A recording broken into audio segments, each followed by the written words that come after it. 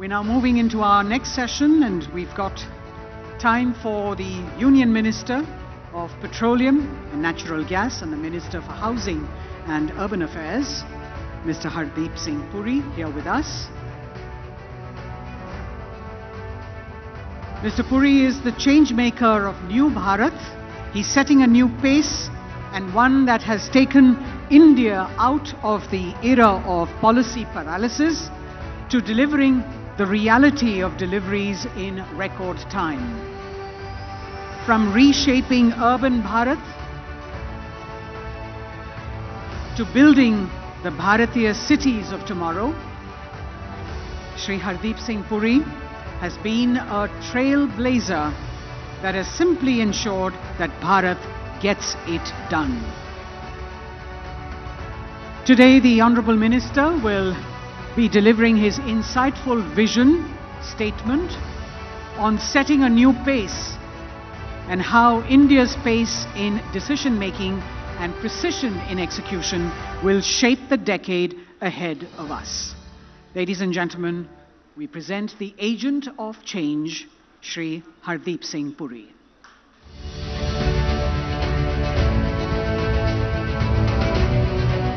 The sustainable development goals will do well because India will do well, and because India will do well, the SDGs will do well.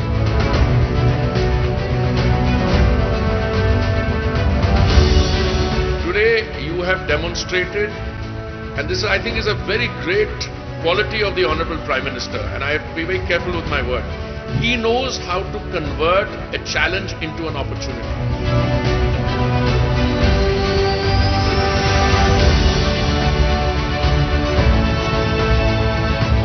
No other country in the world does this. You know that? Yes. Today, no matter where somebody is, the Prime Minister is committed to take each one of you.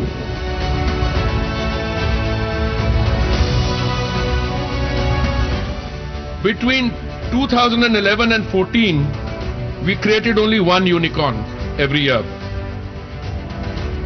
This figure rose from 2015 onwards. We had 4 new unicorns in 2015, 8 new in 2018, 9 new in 2019, 10 new in 2020, and a whopping 42 new unicorns in 2021.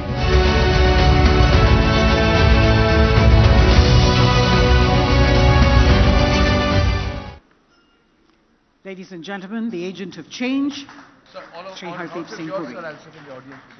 Yes, sir, certainly.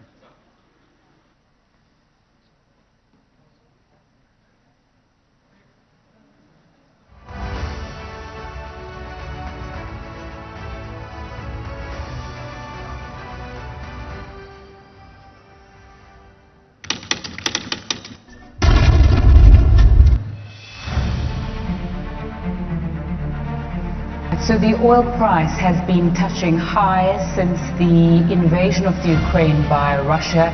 The impact of all these tensions on the oil and gas markets and what will happen if Russia actually does attack. Price of Russian oil. The G7 group of nations, as well as Australia and the European Union.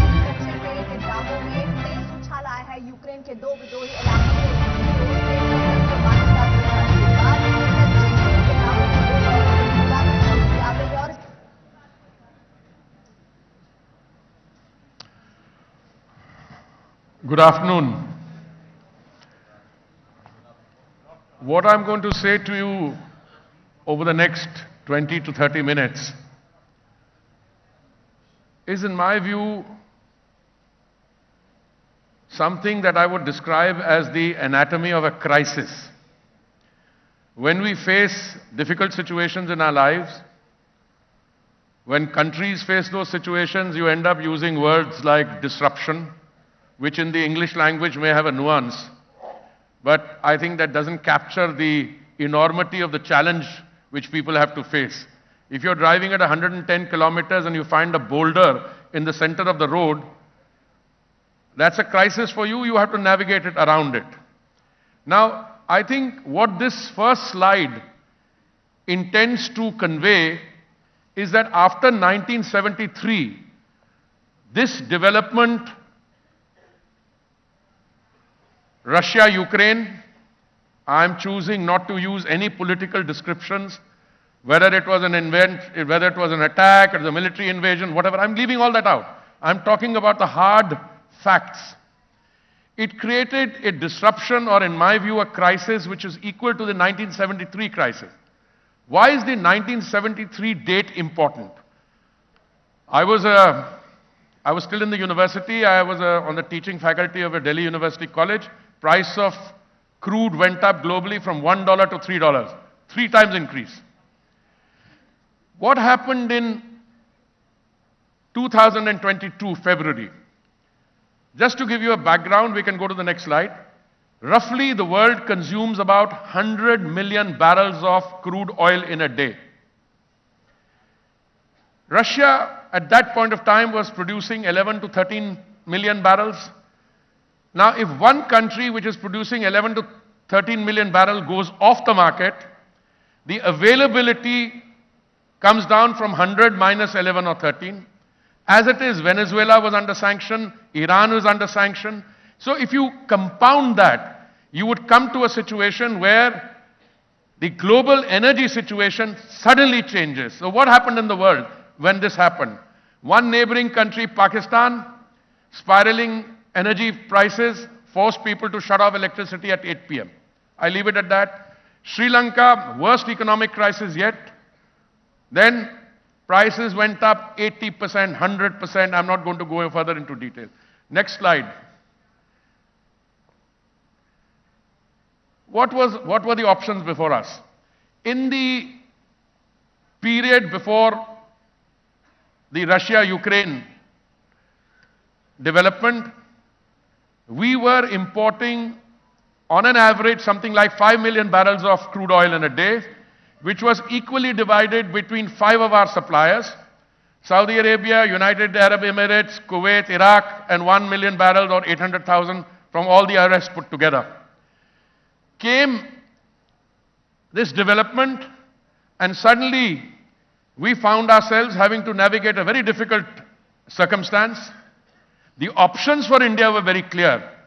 Either we fall in line with this new development and stick to our original suppliers, in which case the oil price would have gone up. Can we go to the next slide? The one after that? Yeah. No, the one with the $137 per barrel. Now, typically, how does the oil trade work? You have established producers. A large number of the established producers are as part of a cartel. It used to be called OPEC. Then it became OPEC Plus. And then there is the world outside.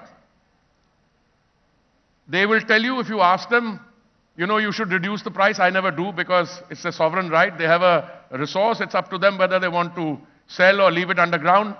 They will say, no, we don't deal with price. We only deal with the amount of production we undertake and what we pass on to the market.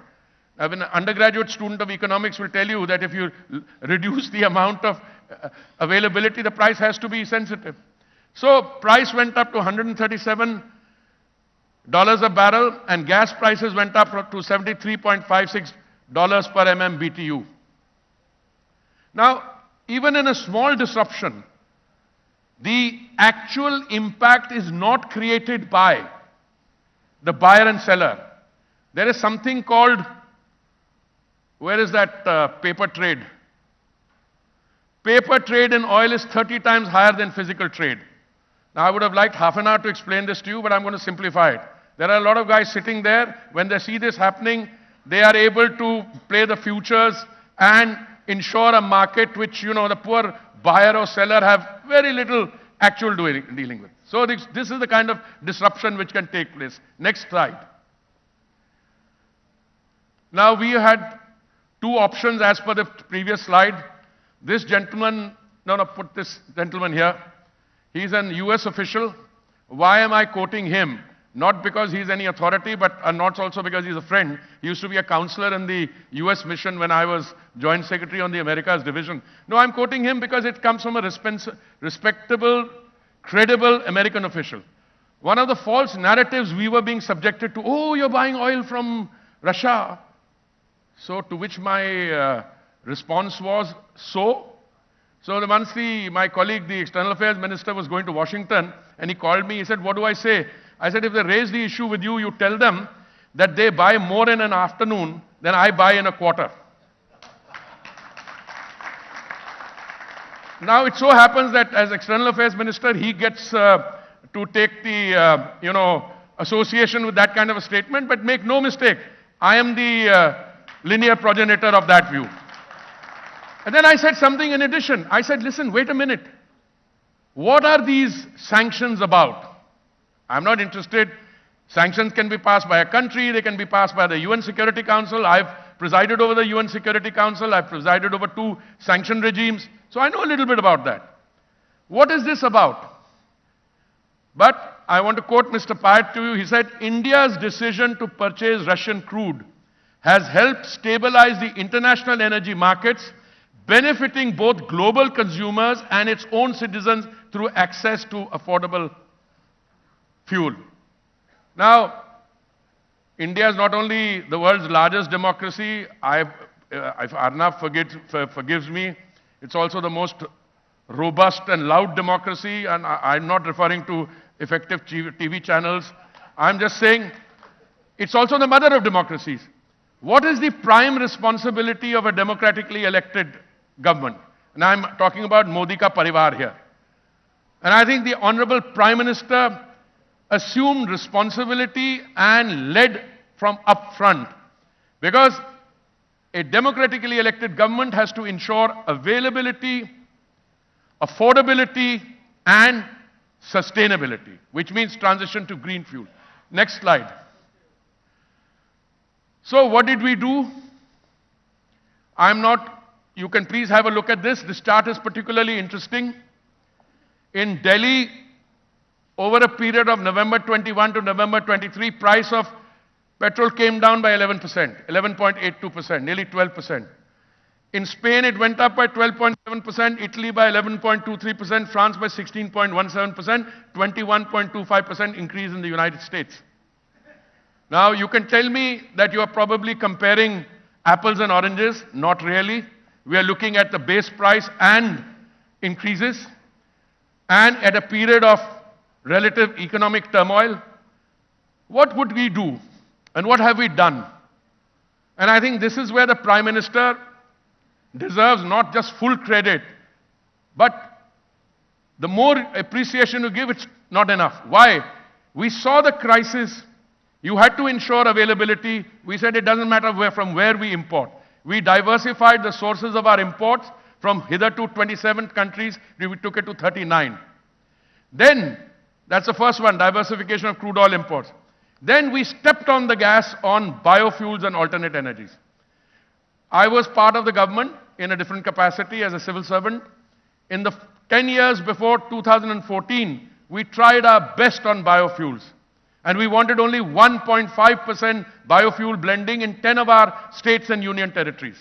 What happened? We barely reached 1.4%, not 5%. Along came Mr. Modi and said this has to change. You have to devise an ecosystem whereby 10 and 20% biofuel blending can take place. So he sets a target for November 2022 for 10% blending. Result, we do it 5 months in advance. He sets a target for 20% blending for 2030. We are confident enough to do it 5 years in advance. We will do it by 2025. So ladies and gentlemen, my submission to you is we are doing 12% blending. We have saved 41,000 crores on imports, as a result of which we've been able to hand over 42,400 crores to our farmers. So we've also converted Anndatas to Urja Datas, that those who were providing us food are now providing us energy. Price stabilization. On 2 occasions, November 2021 and May 2022, the Honorable Prime Minister directed that we reduce the amount of excise duty that we charge on petrol and diesel, and we did it. I think you have a slide which, yes. Central excise duty cut 13 rupees per litre for petrol, 16 rupees per litre for diesel, reduced twice on such and such days. Revenue foregone 2.2 lakh crores. But that was compounded by the BJP state-ruled states also reducing their VAT. Result? India's petrol and diesel prices were amongst the lowest in the world. What was the impact of that? The impact is, if you compare a BJP-ruled state and a non-BJP-ruled state, at that point of time, Lucknow and Bangalore, a difference of rupees 5.37 per litre. And nobody fills a tank with just 1 litre. You fill it with 30 or 40. You see the price impact there. Similarly, Guwahati and Kolkata, Panaji and Amravati, Lucknow and Amravati, this is diesel. So these are self-explanatory. Please move on. I just want to come back to the slide where, I'll come to the neighborhood in a minute. Come to the slide which shows that the domestic situation, what we were able to, not this one, yeah, no, this is the next one, the good corporate citizens.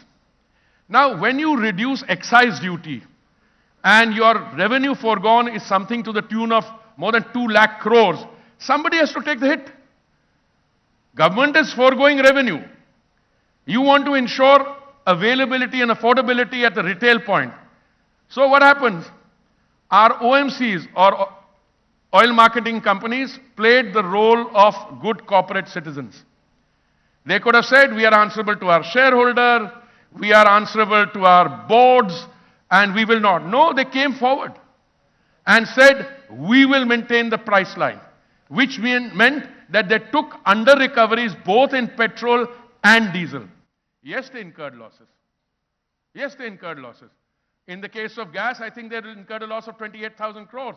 When the situation improved, we stepped in, told the finance ministry, got government approval to reimburse them about 22,000 crores out of the 28,000 they had lost. They didn't crib, they went along. On petrol, I think they lost about 30,000 crores. And, you know, we said, no, you said marketing decision, etc. But he said, we'll help you. We'll help you because we will provide you equity so that, you know, your revenues are sustained.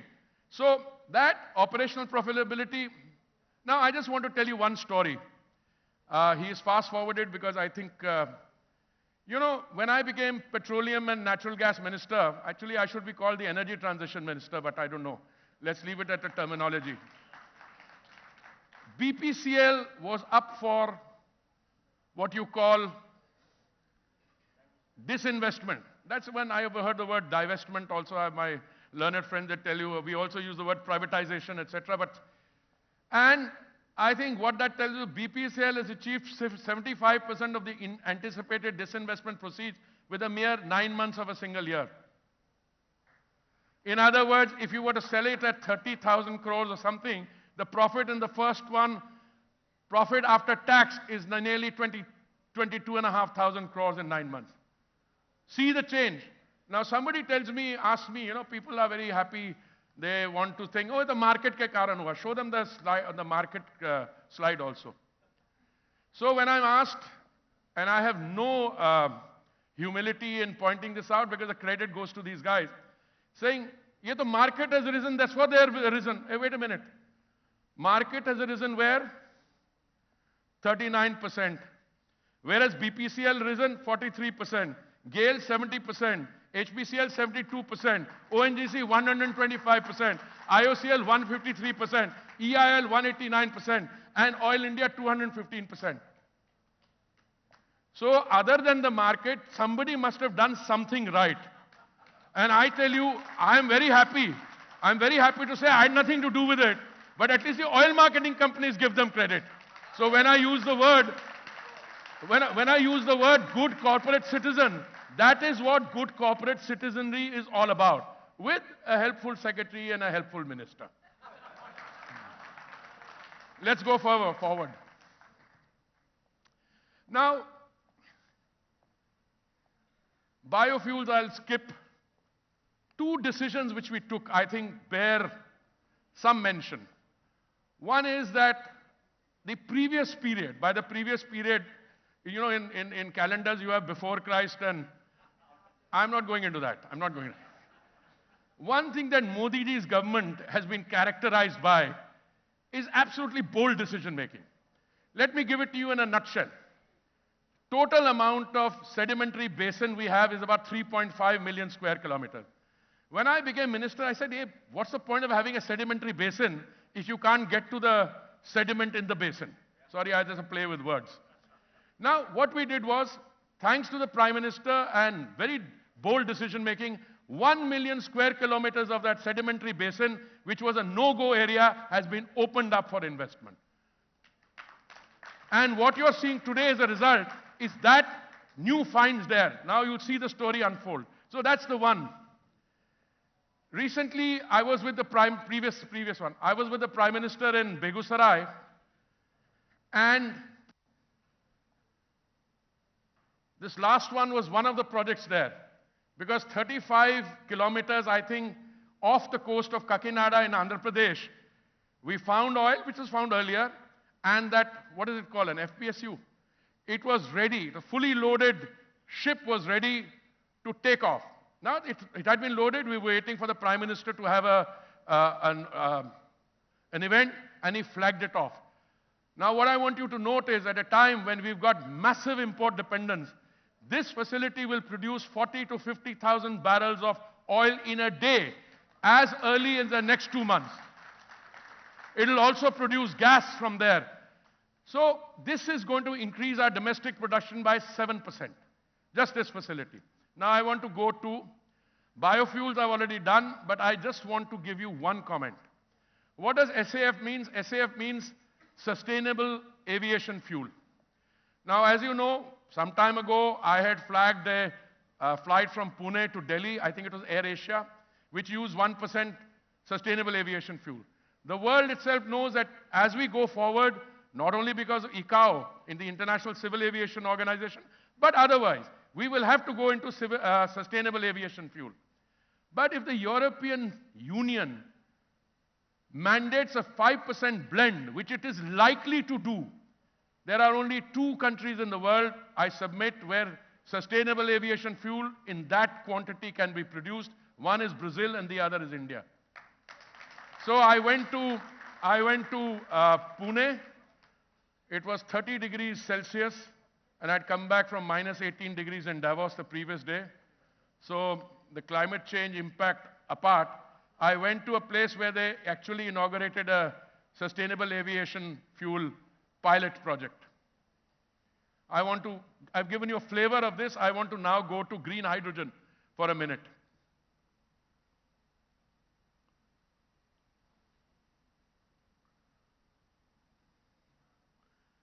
You don't have green hydrogen here? You do. Now, why do I always go on saying that green hydrogen is the fuel of the future? 2 reasons. Because green hydrogen typically requires an ability to produce clean, green solar energy at competitive prices, and it requires electrolyzers. We have demonstrated that you can bring down the cost of clean solar energy from 25 cents a unit to 3 cents a unit. Then you need an electrolyzer. I'm going to fast forward this. During the India Energy Week in Bengaluru in February, the Honorable Prime Minister visited a stall put up by BPCL where a domestically produced electrolyzer was available, which cost 30% less than any imported one. This is the kind of innovation which is taking place in our country. Gas, I want to come to a previous slide where we'll talk about gas. Now, one of the, let me simplify this. There are 2 kinds of gas that we are dealing with here. I know there are many other kinds of gases, but they're outside our purview this afternoon. The 2 I'm dealing with is the gas, liquefied petroleum gas, which comes in a cylinder, which is made kache tel se, crude oil. And then there is the natural gas. LPG is one thing we have had. It started in the 50s. Today, 60 years later, in 2014, we only had 14 crore cylinders connections in the country. Today, the Prime Minister's policies have led that 14 crores to become 32 crores. We introduced an Ujjwala scheme for our economically weaker sections, and we've already done more than 10 crore connections under Ujjwala. So that is affordable cooking gas, so that our sisters go away from, fossil fuels from coal, wet wood, etc., kerosene in the kitchen. But you also have natural gas. What used to happen is that their earlier pricing, that slide with the floor, yeah. We used to base it on 4 hubs. And there used to be a 1-year time lag between the determination and the price. So we stopped that immediately, put in a 15-day period, removed the hubs, tied it to the Indian crude basket, introduced a floor and a ceiling. And today suddenly the natural gas prices are down. This is the kind of innovation that the Modi... See, when we talk of Modi ka parivar, it is ultimately that parivar which is the beneficiary of this thing. I mean, to some of my King Kong friends developing these highly successful people, gas prices probably will not matter. But believe me, to the common man it did. When he went for the Ayodhya Ram temple consecration, he visited the home of a beneficiary of Ujjwala, Meera Manji. And this was a household which had been a beneficiary of some scheme. They got Ujjwala on then, and also some of the other scheme. That is where it matters the most. Okay, fast forward now. I think I'll need to... Next. I want to come for a minute to some of these. Compressed biogas, we are making very impressive strides. I think I'm going tomorrow for an inauguration of a plant in Gorakhpur.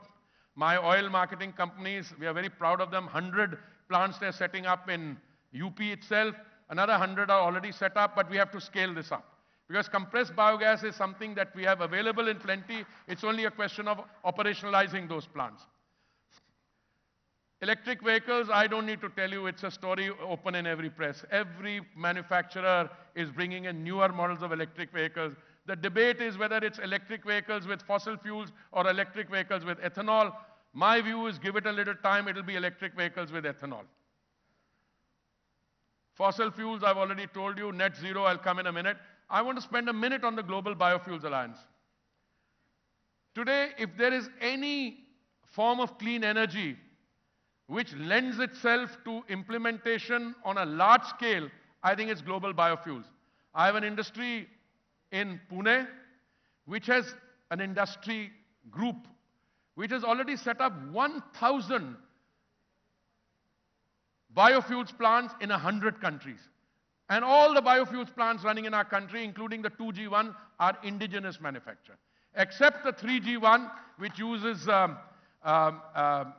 waste gases from a refinery in order to be able to, this thing. That is an American technology, but all the rest is domestic. So I was telling my friend who's now dealing with climate change, etc., that actually that is the place to go to. Countries in Africa, Latin America, they should emulate the example of countries like Brazil, which have great successes in biofuels. And I think biofuels, the story has just started. When we go into sustainable aviation fuels, we'll go through. But just a word on green hydrogen, because I skipped it. Why will green hydrogen succeed in India? Because you need an environment where there is local demand, local production, and local consumption. And India satisfies that along with countries like China and the United States. Fast forward. Well, I think it's pretty clear that our rate of energy consumption is about 3 times the global average, which is a sign that the economy is firing on all 6 cylinders, which is also a sign that the economy, you know, when energy consumption reduces, you are sure that something is going wrong. That's the case of the world's second largest economy, where there's suddenly plateauing demand or reduction of demand. And finally, how much money do you need? Well, we are taking the mix of gas in our energy mix from 6% to 15%. It will require something like $66 billion in the next 5 years or less, and believe me, it's happening. And we set up an India Energy Week, which we had the 2nd edition in Goa. A standalone campus is being created there. It'll be one of the world's best conference tourism sites. It's a 250-acre plot. This year we only used 18,000 square meters. Next one, which we have after the next one is in Delhi, the one after that in 26 will be, I think, something like 75,000. It's already a global event, and it's going to grow bigger as we go along. Okay? We will become the refining hub of the world. Why? We've already got 252 million metric tons per annum. We are taking it to 310 metric tons per annum soon, and the Prime Minister talks about 450. I've always been advised to slow down. Will you read so many of refineries?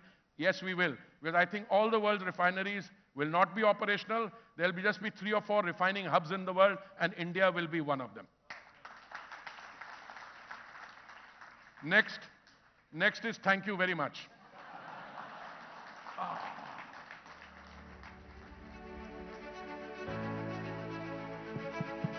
Minister Puri, good afternoon this side. When Minister Ashwini Vaishnaw was making that presentation, I thought not many TED-talking ministers in the world, but it seems all of them are in the Council of Ministers of the country, you know.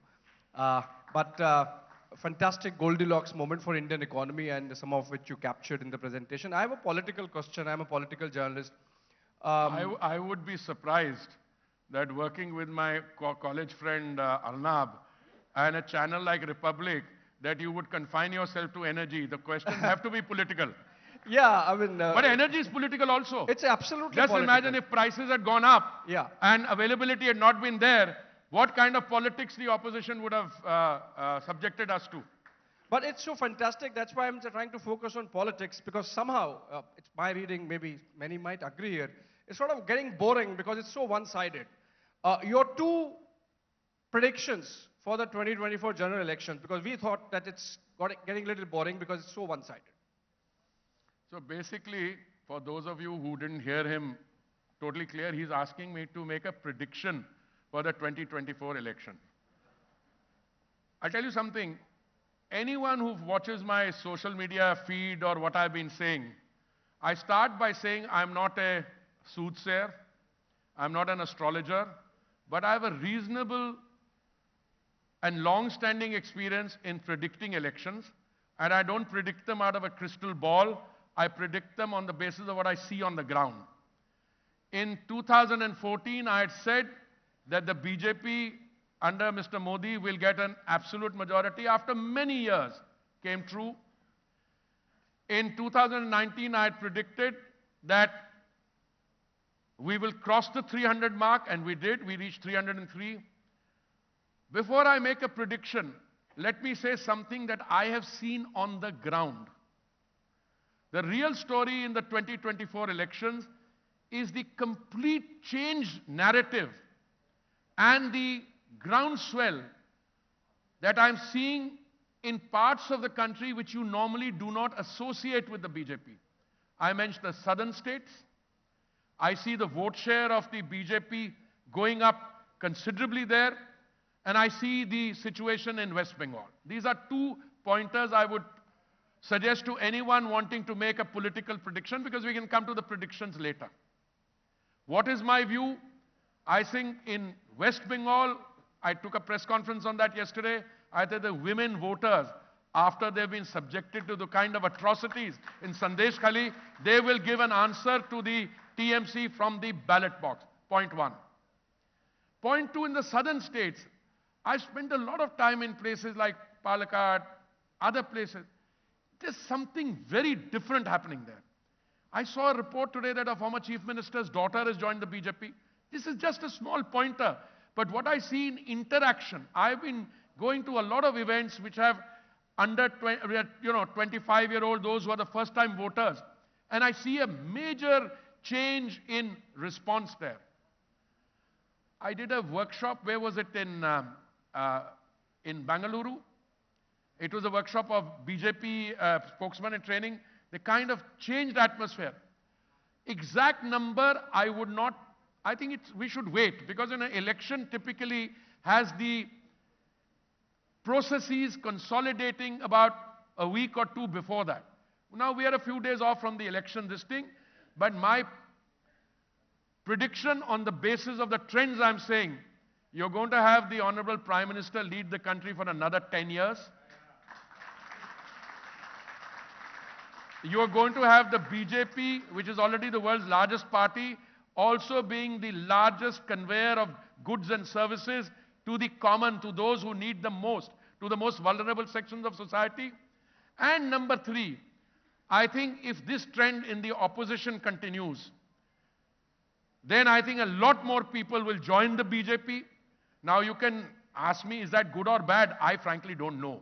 But I think people come to and gravitate towards a political party because they see not only for themselves, but they see through the party an opportunity for Samaj Seva, Desh Seva.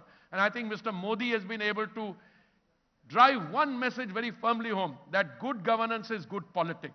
Today we are talking to people on the basis of what they've received and on the basis of what more likely is to come in the years ahead.